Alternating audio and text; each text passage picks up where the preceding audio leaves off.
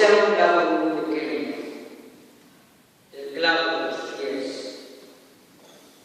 Señor, esos pies heridos fueron un día pesados, ungidos y lavados por una apóstol